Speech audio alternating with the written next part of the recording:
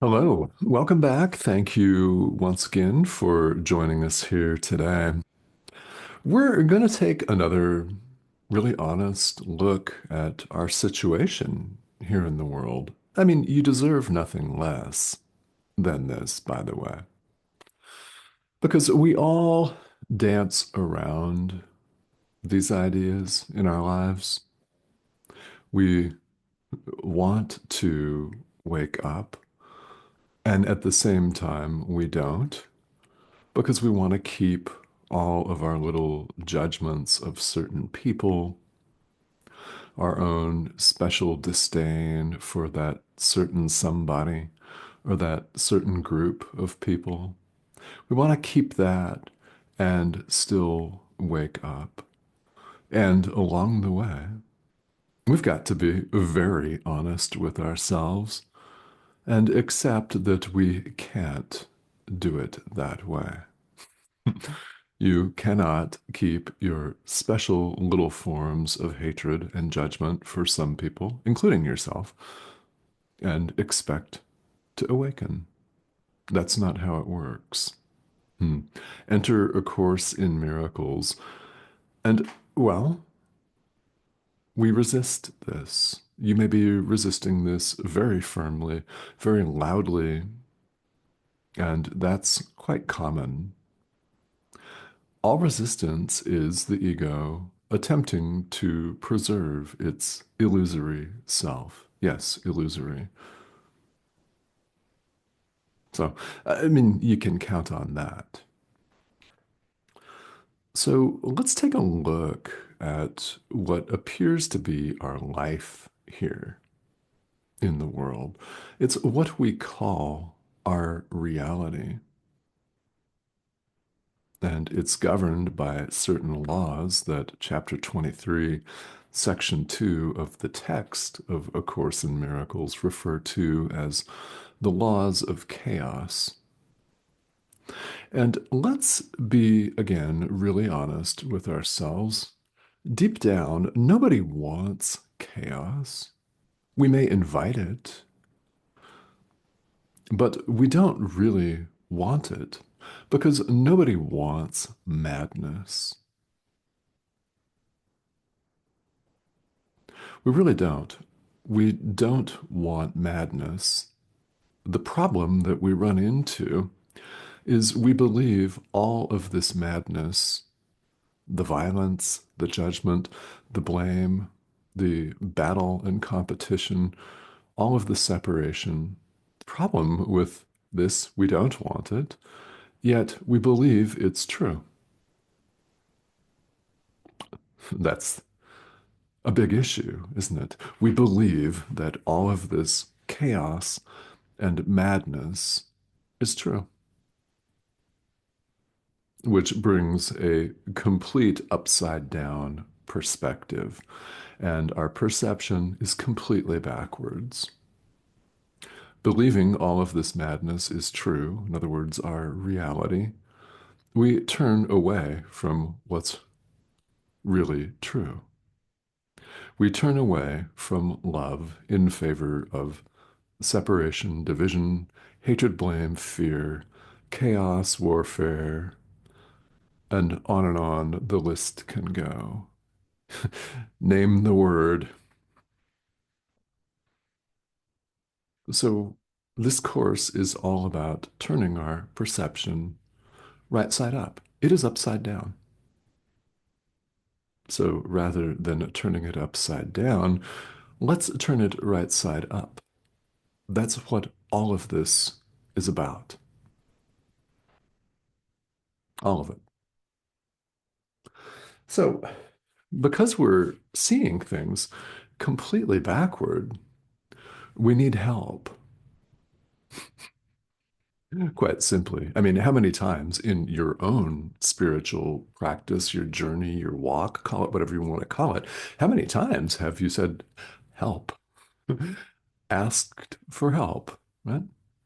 Probably a lot. Because deep down, we all recognize that when we run off and try to do everything on our own with our own little devices, we run into the same things over and over again. We're not wholly joyous, and we discover that peace may return to our awareness for a little while, but it's not lasting. Pretty soon, someone posts something on social media, or pretty soon, someone says something, and it plunges us right back down in our descent to judgment, hatred, blame, fear. It's much like riding a roller coaster with lots of peaks and valleys, up, down, up, down. One moment you feel fantastic, utterly joyous, everything is beautiful. Then it all comes crashing down, and it's absolutely no wonder at all that we find ourselves completely exhausted. So, why then do we keep acting this out? That's a very good question. Well, and our perception is upside down and backwards. That's why we're paying attention here to the form, to the outward form of everything, and we're ignoring the content. This is a fundamental, and I do mean fundamental, a foundational idea that runs throughout A Course in Miracles, and Jesus places it here and in other places throughout the Course so that this idea may be reinforced in our mind and reinforced again and again. We find ourselves curiously compelled to believe in all of this chaos as our reality because we're emphasizing form and completely disregarding the content. We're paying attention to outward appearances like this outward appearance, and we're ignoring what's beyond it. We're ignoring truth. We're ignoring what really is. We're ignoring the essence of everything. We're ignoring the meaning. Those are just some synonyms for content as it's discussed and presented for us here in A Course in Miracles. We focus on the exterior. That makes sense. We focus on the shininess of the object, on the supposed beauty of the object, on the supposed intelligence of the object, on the articulation of the object, on the eloquence of the object, on the object's ideas, on the object's clothes, on the object's gray hair or lack of hair. Yeah, we focus on literally nothing. It's shallow? Very, yes.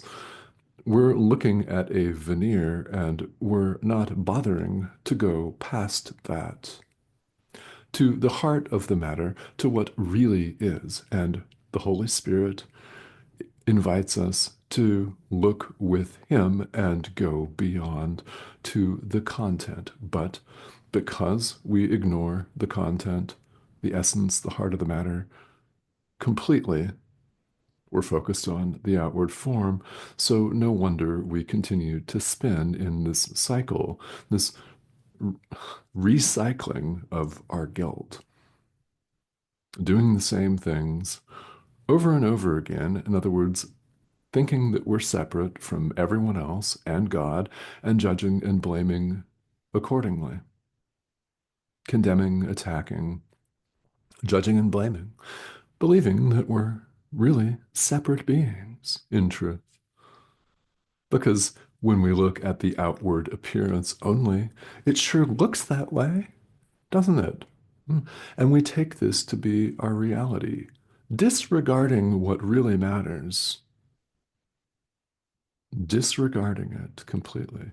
This is a course in learning to recognize this and in going past the form to the content. Pay attention to the content. Go beyond the mere veneer of life.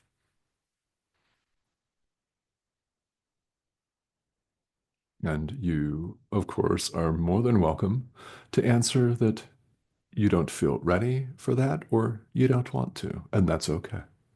Yet here you are, which tells me at some point you have formulated the wish to go beyond mere form to content, or you wouldn't be watching this. That's for sure. You know?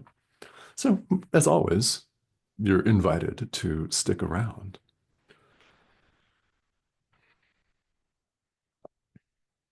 So we believe all of this separation, division, and fear. We think it's real because we're only looking at the outward form. We're not paying attention to truth at all. We're not paying attention to the content at all. So the more exposure we gain to these ideas, the more resistance you're going to experience. Count on it. If you're not experiencing it right now, and this makes total sense to you, and it's uplifting, fantastic. Wait 5 minutes, or maybe 5 seconds. All resistance is of the ego, and we've habitually adhered to it. We've habitually decided that we're going to focus on the form and disregard the content. So, what happens when you begin to look at the content and disregard the form? Count on some resistance. Count on it. And the operative thing here, very important, is that we have a choice in the present moment. We have a choice as to which voice we listen to, as to which teacher we follow, the ego or our inner teacher, the Holy Spirit. Call it whatever you want to call it. Call it whatever you will. It's part of our mind. We have a choice to follow this part of our mind that will help us to go right beyond the form to the content, which is what it sees. It goes right past all of the shiny veneer to what really matters: meaning, essence, the heart of the matter. So we're invited to look at our entire experience with this inner teacher rather than the ego that just runs around shouting very loudly, speaking for continued separation, judgment, hatred, blame, fear, and loads of guilt. Feel guilty? Great, the ego thinks that's great. Badge of honor. No. I mean, when you honestly look at the way we live our lives, it's not flattering, and it's not supposed to be flattering. It's the ego that wants to be stroked and coddled. I mean, this is about learning to see things as they really are, which means looking at the way we're seeing them now and going beyond it, recognizing what we've been doing for time immemorial is painful, and we're through doing it and ready to, well, wake up, go home, have lasting peace. In truth, there's actually no place that we really go because we're setting aside the veil, so to speak, of separation. It's like we've thrown a dark cloth, thick dark cloth, a veil over our eyes, and layer by layer, we're peeling it off. And you're, in fact, almost through peeling it off. The very fact that you're interested in A Course in Miracles says that loud and clear. You've come a lot farther than you think, and you're almost there. Keep going.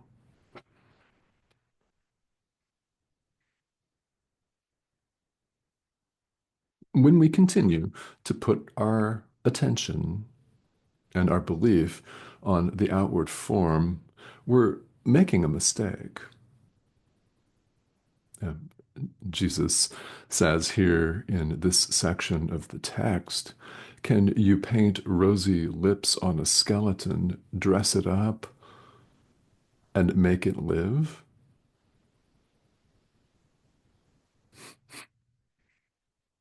No? Okay. It's an invitation to go beyond mere appearances, which makes sense on some level to all of us. It's why we're on the spiritual path, because we've taken a look at our lives here as a mere appearance and we've just known deep down that there's more to it than simply meeting the needs of the physical organism to eat, to drink, to go to sleep, to go to the bathroom, stuff. Of course, there's more meaning than that. A lot more, as it turns out. And we all know this. And you may have been acutely aware of a moment or several moments where you recognized this in this lifetime. And we don't actually have to be consciously aware of it. We've all heard the call of our inner teacher, the Holy Spirit, to awaken because it's universal and goes out to all of us. Actually, everyone hears the call. It appears that few people are on the path because few choose to answer. Yet you have answered. Thank you.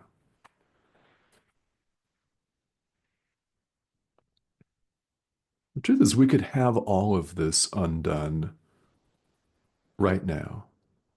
It's our choice as to listen to the Holy Spirit or the ego. It's our choice right now. And you will know which you have chosen based on how you feel. In other words, have you chosen heaven or hell? Have you chosen truth or illusion? Have you chosen light or dark, God or the ego? Have you chosen life or death? There are many ways to put that. That's one of them, isn't it? How do you know which you have chosen? Well, how do you feel? Is peace in your awareness? Is peace in your awareness? If so, you've chosen the Holy Spirit. Keep doing that. If not, you've chosen the ego, and you have the opportunity to choose yet again. That we all run into the temptation to take this honest look, to honestly assess what we've been doing in our lives and feel guilty for all of the moments we had to make ourselves happy, as the Course says, to gladden ourselves, and we've refused. So guilt for that does pop in. Forgive that. You have the opportunity to choose yet again. The past is gone, which we all know. I mean, that's obvious. Yet we don't live our lives as though that's the case because we dwell on it constantly. But we don't have to. So what if you chose the ego 15 seconds ago? You have the opportunity to choose right now, again. And that is what the present moment is for. So it's very important. We have the opportunity to gladden ourselves, to make ourselves joyful and happy. How do you know which teacher you've chosen? How do you feel? Is peace in your awareness? And if not, here's what you can do. Ask the Holy Spirit to walk with you. Ask Jesus to walk with you. Ask Him to walk with you. Look at your experience with our inner teacher. That is immediately answered. Immediately. The Holy Spirit responds to the slightest invitation. Even a fraction of a second is enough. It's more than enough, in fact. So You can do this. We can all do this. There's no need to continue to adhere to these laws of chaos. There's no need to continue to focus on form at the expense of content. Reverse that completely. Go beyond the form to the content itself and place your attention and awareness and focus on that. Try it. We're all invited to do this. And ultimately, you can learn a great deal from reading the text of A Course in Miracles. You can learn a great deal from reading commentaries on social media, on the internet about A Course in Miracles. You can learn a great deal from videos talking about the Course, like this one. You can learn a great deal in all of those avenues, but you learn the most and the best by doing it, by practical application. It is through putting these ideas into practice in our daily lives that we learn the best. What happens then is beautiful. It's a beautiful thing. Our experience demonstrates to us, it shows us that the ideas that we're talking about here are true. It's visceral, it's experiential, and that's how we best learn. So that's what we're invited to do over and over again. So I thank you, as always, for tuning in and for your dedication and commitment to your spiritual practice. Above all else, that is the highest, best offering you could ever give anyone, anywhere, at any time. There's nothing that even remotely compares to that. So I thank you for the time that you're taking out to pay attention, frankly, to the message of our inner teacher. It's very important. Should you have questions along the way, I do want to invite you to ask them. This comment thread right here on YouTube's, in fact, a perfect place. And yeah, feel welcome to do just that. There is no question that is too basic or too beginner level either. Those are often the best, after all. Ask away. You never know who needs to hear it on the other side of the world because this is an international community. And if you have not yet subscribed, I want to invite you to go ahead and please do that. The prompt is here in the corner of your screen. Just click on that icon and you'll be invited to subscribe and join us. Thank you to those of you who have recently joined us. There have been a fair number of you. And well, it's international, it's the internet, broadcast worldwide. So, yes, please join us. And several videos appear each week. Okay? Thank you very much for tuning in here, and I will talk to you very soon.